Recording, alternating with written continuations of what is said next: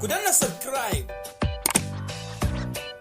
kana ku danna ƙararrawa domin samun sabbin shirye-shiryenmu a cikin sauƙi.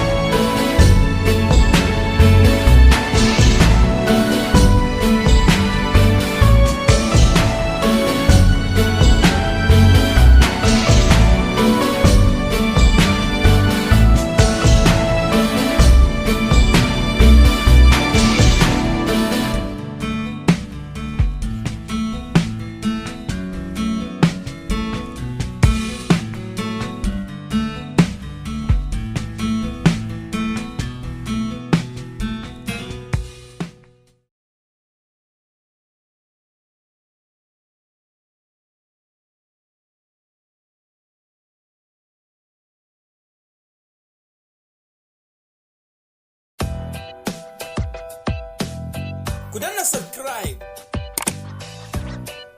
kana ku danna ƙararrawa domin samun sabbin shirye-shiryenmu.